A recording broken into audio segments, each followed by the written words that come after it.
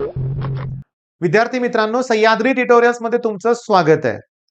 Betterment ऑप्शनला sir कशासाठी जायचंय? चांगलं कॉलेज मिळालंय आम्हाला आणि जर बेटरमेंटला गेलो, तर हे पण कॉलेज जाईल विनाकारण. पालकांना भीती वाटते. बऱ्याच पालकांना भीती वाटते. मी आमच्या काउन्सिलिंग सेशन्समध्ये बघितलंय. पालकांना असं म्हणणं पडतंय, की "सर, आता मिळाली की चांगलं कॉलेज. आता डी-जे संघवी मिळालंय, वालचंद मिळालंय किंवा ठीक आहे कराड गव्हर्नमेंट कॉलेज मिळालंय." पण माझं त्या सगळ्या पालकांना म्हणणं आहे, की तुम्ही हा प्रकार तर समजून घ्या व्यवस्थित. इथे भीती काही नाहीये. तुम्ही हा ऑप्शनला जावा. तेच करण्यापेक्षा बेटरमेंटची चॉईस अगदी बरोबर आहे. कॅप राउंड 2 मध्ये एफर्ट्स घ्या. सर मेरिट वाढणार आहे. ऑलरेडी आता मिळालंय. अरे पण मी काय म्हणतो, नियम काय, की तुम्हाला जे पहिल्यांदा कॉलेज मिळालंय, ते ॲज इट इज राहतंय. ते जात नाहीये ना. मग असं ऐकल्यानंतर बऱ्याच पालकांना बरं वाटतंय. असं आहे का? मग ठीक आहे ना. रिस्क कुठे आहे? रिस्क बिलकुल नाहीये लक्षात घ्या. बरं, म्हणजे पहिला पॉइंट लक्षात आला का? आपल्याला बेटरमेंट ऑप्शनला जायचंच आहे. पण इथं अजून एक पण आहे, सांगतो. माझा एक स्टुडंट आहे, त्याला जे-एस-पी-एम जो ग्रुप आहे, त्याचं ना RSCOE, Rajshri Shahu college of engineering. अरे बेस्ट कॉलेज आहे. बेस्ट कॉलेज आहे. त्या ठिकाणची ना त्याला मेकॅनिकल ब्रांच मिळाली. मेकॅनिकललाच घ्यायचं होतं. पण सगळ्यात इम्पोर्टंट की त्याला मेकॅनिकल मिळालंय टी-एफ-डब्ल्यू-एस स्कीममधून, ट्युशन फी व्ह्यूअर स्कीम. म्हणजे 60 मुलांचा इंटेक असेल, तर त्यातली 3 मुलं ही टी-एफ-डब्ल्यू-एस अंडर असतात म्हणूया आपण. ठीक आहे. 60+3 आणखी बरं का लक्षात घ्या. त्यांना सगळी ट्युशन फी माफ होते. मग आता बेटरमेंटच्या ऑप्शनमध्ये काय काळजी घेतली पाहिजे सांगतो. ऑलरेडी टी-एफ-डब्ल्यू-एस मिळालंय याचा अर्थ तुमची फी 15 ते 25 मॅक्सिमम 30K पर्यंत असणार लक्षात घ्या.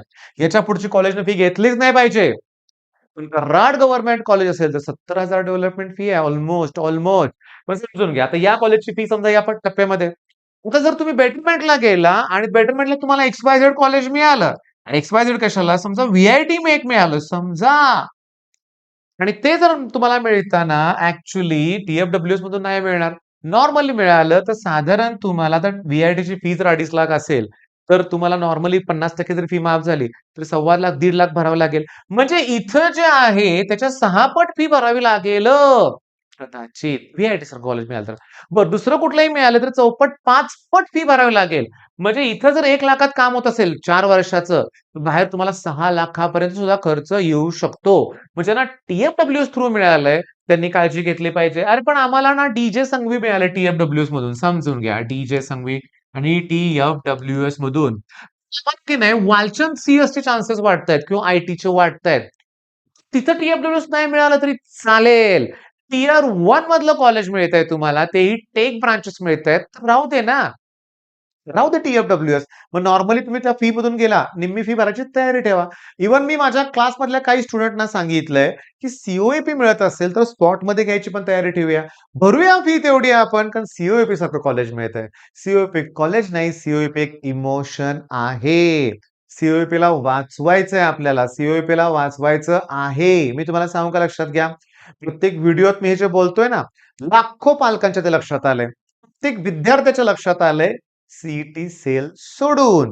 मी तुम्हाला सांगतो, अरे खूप आहेत माझ्याकडं. मी तुम्हाला सांगतो, की माझ्याकडं खूप मेरिट लिस्ट आहेत. अगदी पहिल्यापासूनच्या म्हणूया आपण.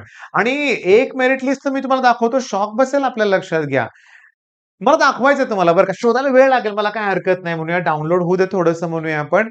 मला दाखवायचंय. मला एक शॉकिंगली तुम्हाला दाखवायचंय, की सी-ओ-ई-पीमध्ये ओके त्याच्यानंतर पी-आय-सी-टीमध्ये सी-ओ-ई-पी, वालचंद ह्या टॉपच्या कॉलेजमध्ये कुठल्या टाइपची मुलं चाललेत. ओके. आणि मी तुम्हाला सांगतो सगळ्यांना मी विनंती करतोय, आवाहन करतोय सगळ्या मुलांना. काय आवाहन करतोय तुम्हाला मी? तर इथे तुम्हाला काय करायचं लक्षात घ्या. ही जी आता मुलं आहेत, सगळ्यांनी त्यांना पॉइंट आउट केलं लक्षात घ्या, सगळ्यांनी. तुम्ही एक लक्षात घेतलं का?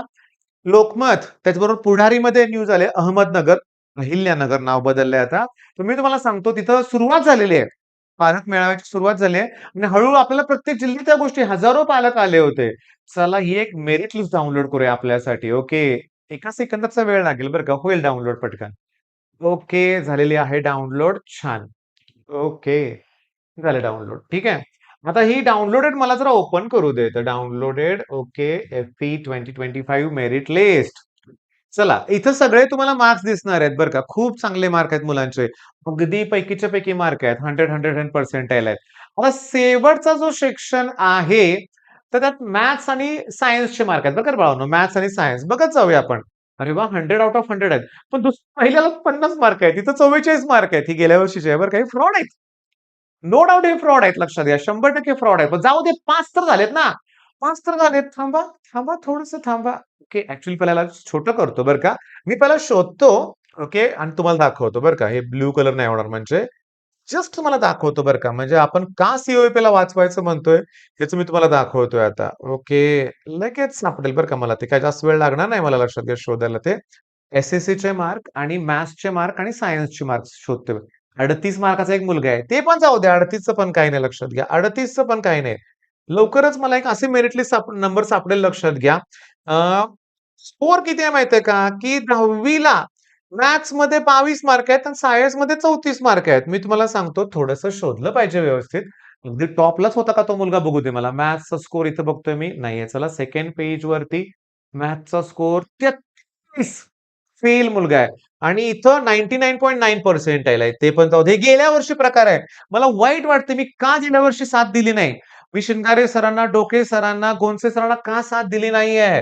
त्याचे परिणाम यावर्षी मला भोगावे लागलेत लक्षात घ्या. जेव्हा जी मुलं आहेत ना बघा 41 मार्क, 36 मार्क, 33 मार्क ते नाही. थांबा ना 1 मिनिटं. शॉकिंग एक बघितलं होतं मी बरं का. घ्या गावला की हिरो. 22 मार्क आहेत. नाव काय जाऊ दे तुम्ही शोधा म्हणूया. नाव आहे इथं जाऊ दे कोणीतरी नाव असेल. मॅथ्समध्ये हिरोला 22 मार्क आहेत. आई गं! सायन्समध्ये 34 मार्क आहेत आणि टोटल 37 मार्क आहेत. इथं मॅथ्समध्ये 12वीला 33 मार्क आहेत. 33 मार्क अरे 35 लागतात पासिंगला 35 लागतात. फिजिक्समध्ये 57 आणि त्याच्यानंतर सांगतो टोटल पी-सी-एमचे पर्सेंटाइल 47% आहेत म्हणूया आपण. कसे झाले? आय-टीला धरून झाले असतील. 99.9 99.9 काही जोक आहे काय 99.9ला? क्लिअरली 22, 34, 42 मार्क आहेत. आपल्याला सी-ओ-ई-पीला वाचवायचं ह्या मुलांपासून. तर मी सगळ्यांना आवाहन काय करतोय बघा. मी सेपरेटली व्हिडिओ बनवणार आहे याच्यावरती लक्षात घ्या. पण मी आत्ता आवाहन काय करतोय, ही गेल्या वर्षी लिस्ट होती. त्यांना सोडलं आपण. ही जी नावं आहेत ना, तुम्हीच चेक करा. ही लिस्ट मी डिस्क्रिप्शनमध्ये टाकतो लक्षात घ्या. कशाला तुमच्याकडे आहे की. ह्यांना आपण सोडलं. यांना आपण सोडलं लक्षात घ्या. पण या वर्षीची जी मुलं आहेत, मी तुम्हाला सांगतो त्यांना सोडायचं नाहीये आपल्याला. त्यांना सोडायचं नाहीये. ही 24ची पण मेरिट लिस्ट आहे माझ्याकडे बरं का. 24ची मेरिट लिस्ट फायनल म्हणूया आपण आहे. मगाची 25ची होती. ही 24ची. आता 26ची पण आहे आपल्याकडं. पण 24 मध्ये जर बघितलं ना बाळांनो, हे जे टॉपर आहेत ना, अगदी आपण पहिल्या पेजवर जाऊया लक्षात घ्या. अगदी पहिल्या पेजवर. तर या टॉपरमध्ये बघितलं ना, तर बाळांनो इथं पण एक मेंबर होता 52% चा बरं का. ओके. इथं पण एक होता मॅथ्स 10वी ला 52% फक्त. हे 59% म्हणजे हे गेल्या 3-4 वर्षापासून 60%. हे गेल्या 3-4 वर्षापासून ही प्रकरणं सुरू होती ना, 44% चा हिरो आहे लक्षात घ्या. ओके. 44% एक हिरो आहे म्हणूया आपण. मॅथ्समध्ये 44 आहेत, सायन्स 55%. तर 55% गेला की सी-ओ-ई-पी तो. 55% चा स्कोर जर बघितला आपण 55% एस-एस-सीमध्ये 55% 99.98 आणि पी-सी-एममध्ये बघितलं का, मॅथ्समध्ये बघितलं का 100% मॅथ्समध्ये 100 10वी पण 44 मार्क पडले. 10वी 44 मार्क पडले सोप्या पेपरमध्ये आणि इकडे 100% मग ही मी चूक केली होती. मी तुम्हाला मान्य केलंय, की ही मी 24ला 25ला आवाज नाही उठवला. ही माझी चूक होती. पण 26ची जर मार्क लिस्ट बघितली तर आणखीन वाईट वाटतंय. प्रमाण वाढतच चाललंय. वाढतच चाललंय. मग काय जबाबदारी देतोय मी तुम्हाला लक्ष द्या. ह्यांची लिस्ट बनवा. ओके. हे जे टॉप 500,000 मध्ये रँकमध्ये 36, 35, 22 मार्क असणारी मुलं आहेत ना, या वर्षीच्या पण मेरिट लिस्टमध्ये फेल मुलं आहेत. यावर्षी सुद्धा आहेत. 34 मार्क असणारी 2 मुलं आहेत. 35ला पासिंग असतं आणि त्यांना 100% 99.9 त्यांना सोडायचं नाही. सी-ओ-ई-पीमध्ये तुम्हाला सापडणार आहेत. सी-ओ-ई-पीमध्ये सापडणार आहेत, वालचंदमध्ये सापडणार आहेत, पी-आय-सी-टीमध्ये सापडणार आहेत, व्ही-जे-टी-आयमध्ये सरदार पटेलमध्ये. यांना सोडायचं नाहीये. ह्यांच्यावर लक्ष ठेवायचंय. ह्यांना असं असं यांना जाणीव करून द्यायच्या पदोपदी, की तुम्ही आम्हाला फसवून इथं आलाय. मी तुम्हाला सांगू का लक्षात घ्या, की इथं ना त्यांचं इतकं अवघड होणार आहे, की प्रत्येक एक्झाममध्ये ना भोपळेच मिळणार आहेत लक्षात घ्या. नाही जमणार. अरे, आई-बापांनी पैसे भरलेले बघितलेत. मला सांगा, की तुमच्या पालकांनी जर 15 लाख ऑलरेडी भरलेत, तुम्ही काय सी अभ्यास कशाला करणार आहे सांगा बघू? तुम्ही नाहीच केला ना. "बाय पप्पा आहेत, भरलेत पैसे." काय उपयोग आहे? काय उपयोग आहे? काहीच उपयोग नाही आहे. मग कोण सी-ओ-ई-पीत गेलं ते आपल्याला माहिती आहे. लिस्ट आलेली आहे. कोण व्ही-जे-टी-आयमध्ये ती पण आपल्याला लिस्ट आलेली आहे. मी ती पण लिस्ट उद्या एका व्हिडिओमध्ये शेअर करणार आहे आणि ह्यांना शोधा, ह्यांना पकडा लक्षात घ्या आणि क्लिअरली मी तुम्हाला सांगतो, ह्यांना वेगळंच केलं पाहिजे. स्वतःहून ह्यांनी कॉलेज सोडलं पाहिजे. ही वेळ आलीच पाहिजे. नेक्स्ट इयर लोकांना कळायला पाहिजे, की पैसे भरून पण उपयोग नाहीये, कॉलेज सोडावं लागतंय. मी तुम्हाला क्लिअरली सांगतो, काय प्रकार माहितीये का? आपण एवढं पळतोय, बेटरमेंटसाठी ट्राय करतोय. तो जो मी दिघे संघवीचं एक उदाहरण मगाशी दिलं, आमचा स्टुडंट आहे. 99.4 पर्सेंटाइल आहेत. आणि किती ब्रिलियंट आहे. किती ब्रिलियंट आहे 399.4 कडं. मी अहिल्यानगरला गेलो होतो 99.57, 99.67 चे टॉपर होते रे. पण 67 ला नाही रे मिळत सी-ओ-ए-पी. अरे सी-ओ-ए-पी नाही मिळत, पी-आय-सी-चे चान्सेस कमी आहेत. मग तिथे एक लोअर ब्रांच ॲड्रेस घ्यावं लागते लक्षात घ्या. मग हे थांबणार आहे, थांबवायचं आपल्याला. पण पूर्वी व्हिडिओचं टायटल काय होतं? बेटरमेंट. तर बेटरमेंटसाठी जावा. तुमची सीट रिझर्व्ह राहते लक्षात घ्या. पण हे निर्णय 1-2 दिवसातच घ्यायचे असतात. जास्त वेळ नसतो बरं का याला लक्षात घ्या. तर आजच हे सगळं फायनल करा.